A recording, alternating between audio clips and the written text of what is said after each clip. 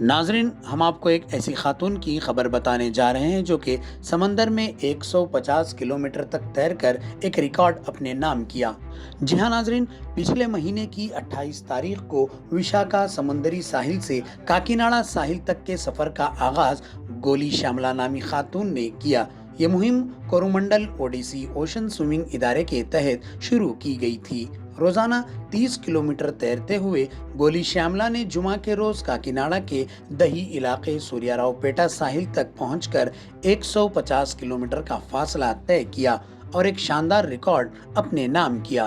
नाजरीन, आप देखते रहें क्यूके ट्रांसमिटेशन। लाइक कीजिए, शेयर कीजिए और सब्सक्राइब करना ना भूलें। నా పేరు గోలి శ్యామల. నా ఏజ్ చెప్పుకోవడానికి నేను చాలా ప్రౌడ్గా ఫీల్ అవుతాను. 52 ఇయర్స్ నాకు ఇప్పుడు. పుట్టి పెరిగిందంతా కూడా సామర్లకోట, ఒక చిన్న రైతు కుటుంబం. కానీ ఈరోజు స్విమ్మింగ్లో విశాఖపట్నం నుంచి స్టార్ట్ చేసి కాకినాడ వరకు రీచ్ అవ్వటం జరిగింది. ఈ స్విమ్మింగ్ ప్యాటర్న్ వచ్చి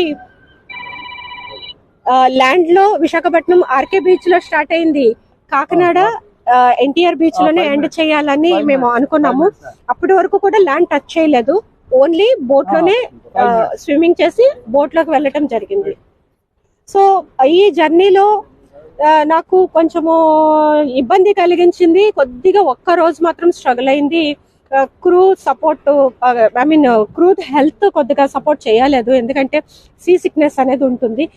మాకందరికీ కూడా వామిటింగ్స్, లూజ్ మోషన్స్ అవటము, అంటే ఆ మోషన్ ఉంటుంది బోట్ లో పడుకున్నప్పుడు కూడా, సరిగా నిద్ర పట్టకపోవడం.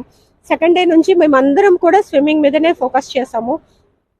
సో ఈ రకంగా సాగుతున్న జర్నీలో మాకు అత్యంత హ్యాపీనెస్ ఇచ్చింది తాబేళ్లు. ఎక్కడ చూసినా కూడా తాబేళ్లు కనిపిస్తూ ఉంటే మాకు చాలా చాలా హ్యాపీ అనిపించేది.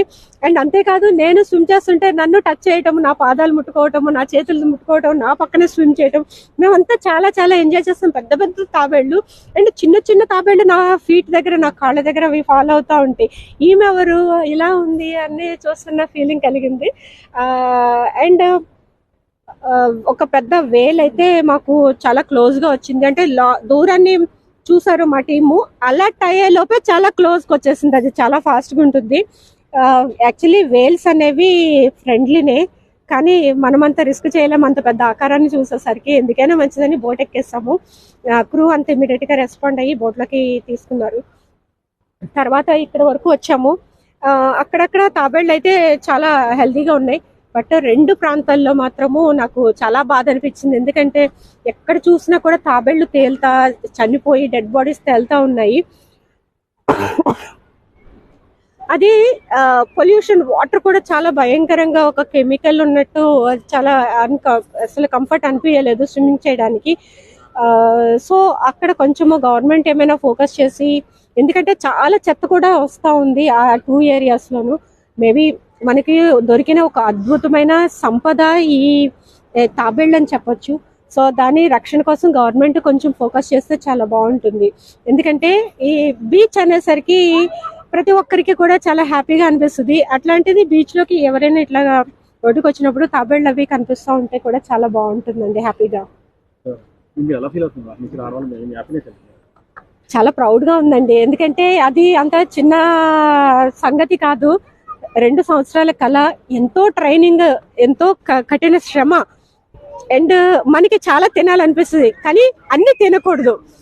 ఎంతో కఠినంగా మనసు, శరీరము నిగ్రహించుకొని దాన్ని ఒక క్రమశిక్షణతో ట్రైన్ చేసుకుని రోజుకి 20 కిలోమీటర్స్, 10 కిలోమీటర్స్ నుంచి 20 కిలోమీటర్స్ స్విమ్మింగ్ ప్రాక్టీస్ చేస్తూ, వర్కౌట్స్ చేస్తూ, జిమ్ చేస్తూ, అండ్ యోగా చేస్తూ, మెడిటేషన్ చేస్తూ, ఇన్ని రకాలుగా నన్ను నేను తీర్చిదిద్దుకుంటేనే ఇంత లాంగ్ డిస్టెన్స్ నేను చేయగలిగానండి.